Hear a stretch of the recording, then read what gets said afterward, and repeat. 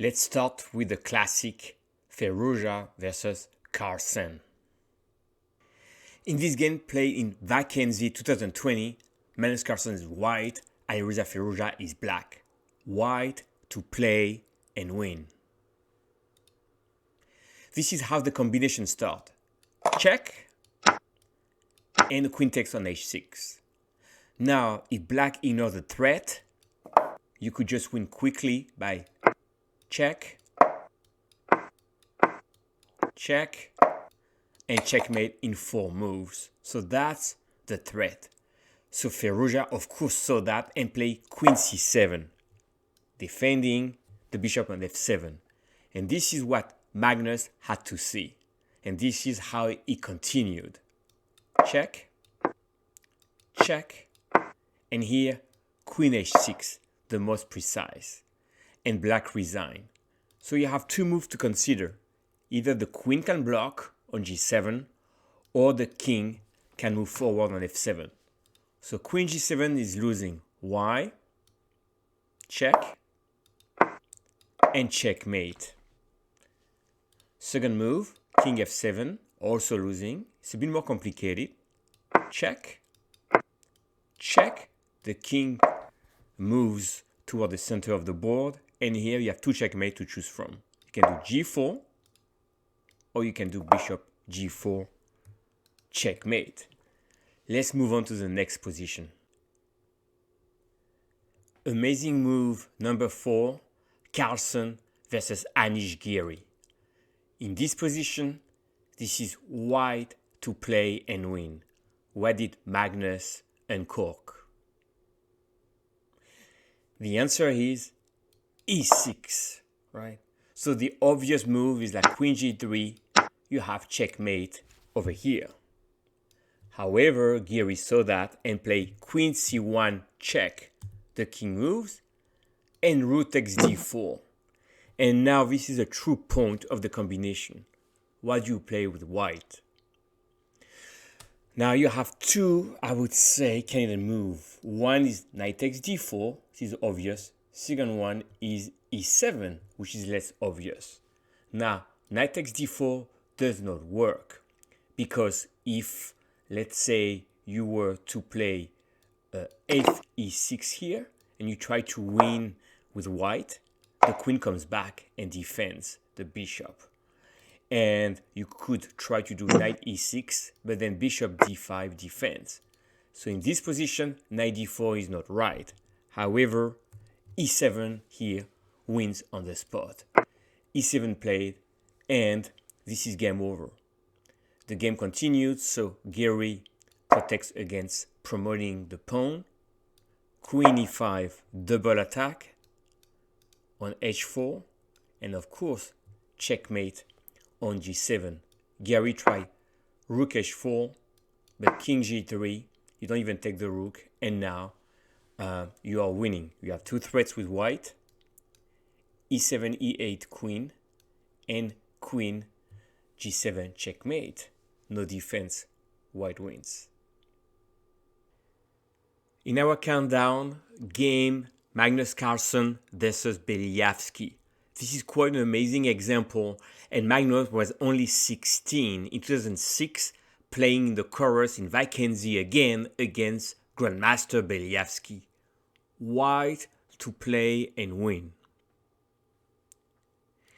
And here, amazingly, you can have a lot of ideas for white, like taking on f6 or taking on g7, but it happened that the move played was so strong that black resigned after Magnus played knight f5. So why did Beliavsky resign? So obviously you want to take on g7. So let's see. Take, bishop f6. That's very strong because you have a double attack. The queen tried to defend, queen g4, and next you're taking on g7. All right? Now, if the queen tried to move away, here you don't even have to take yet, right? Or you can take, actually. And here, the queen is defending g4, but you can simply play rook a3, followed by rook c3, and then rook g3, and you have an attack over here. So that's an easy way to win. There are other wins, of course. You can also play queen d5, and that would win as well with idea like queen g5. Now, the last thing is that you can try to sack the queen by doing king g8. And here, of course, you can win the queen and win the game, but there's even stronger. You can even do bishop g7, and let's say the queen moves, then you do bishop c3, and you're attacking with knight f6. You have an extra rook, and you are completely winning here. So once again here, the key move, knight f5. And that was a tremendous win by young Magnus. Position number 2, amazing game, Carlsen versus Alexander-Grischuk, a very well-known Russian grandmaster. So now this was played 2009, why to play and win. In this position, Carlsen, this is an endgame, and he loved the endgame, find the winning move, bishop a6. Now obviously the idea, if you take, you get the pawn rolling. So Grischuk saw that and played bishop f6, which protects d8. But Carlsen took on b7, you have to take, and still the c6. Now rook takes b6, and now to compute these beautiful tactics, what did Carlsen calculate? And here the beautiful move, rook c1 wins. Now you may want to do c7, but then rook c6, and you're preventing from actually promoting. If you're to do d7, then you take here, and here black will be able to defend. So instead here, rook c1. Now Grischuk took on b2, d7, and you cannot, even if you try to go back here, you have c7, and you're gonna promote one of the pawns, and black resign after d7. Before I reveal and go over the number 1 move ever played by Magnus, in my opinion, I want to showcase this position real quick. This was Carlsen-Karjakin, very famous 2016 World Championship. And this is how Carlsen won the World Championship that year. And here he encountered a nice sacrifice. Can you find it? He played queen h6, and that's a famous move.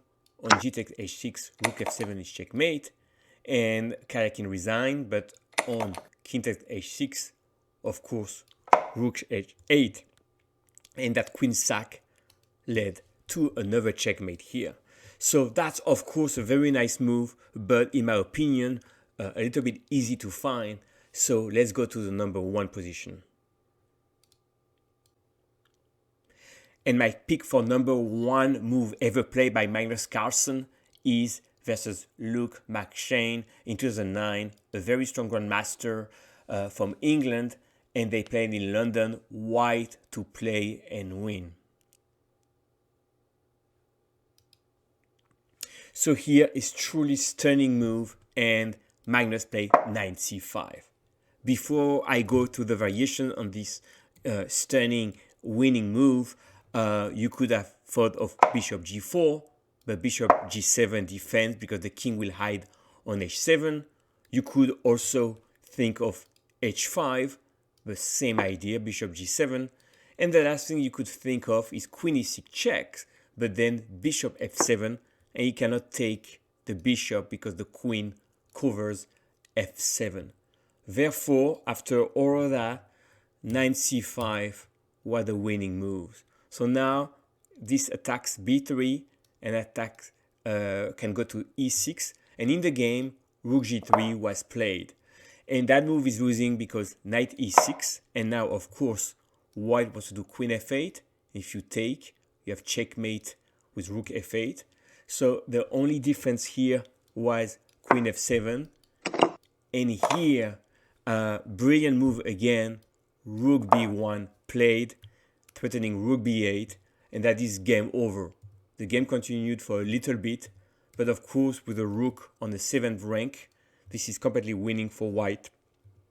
And black tried to defend, and here e5, And on d5, d6, threatening d7 won the game.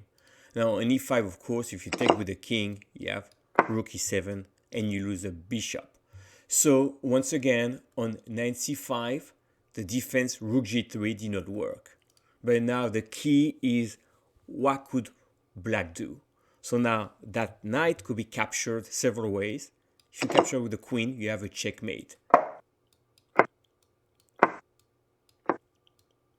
Rook takes. And you checkmate the king. This one is pretty straightforward. Now, if you take with the pawn, this is where it gets interesting. d6. You open up for this check on c4, and you're threatening the king as well. So here, queen f7 makes sense. d7, beautiful. Obviously, you cannot take like that, because this is game over. If you take with the queen, then of course you have bishop c4 check, and here you can really win quickly, because on rook e8 you're totally winning. I will demonstrate a nice checkmate. There are many ways to win here, but king d6, queen b8 check, and here bishop c4 checkmate, right? So on d7, you know, again, if you try like that, then you queen and you are winning on the spot as well. So we just reviewed that we cannot take with the pawn and we cannot take with the queen. We also saw that rook g3 was winning. But the knight c5 move is amazing because bishop g7 was a defense in the other lines. But here you have queen e6. And if black tried the only move, you take. And now knight b3 and you're up a piece and you're winning. So that was the only move winning in this position was knight c5, and Magnus found it. So I hope you enjoy this selection of positions and move played by the world champion Magnus Carlsen. Please drop a like and don't hesitate to subscribe if you'd like to have more content. Thank you very much.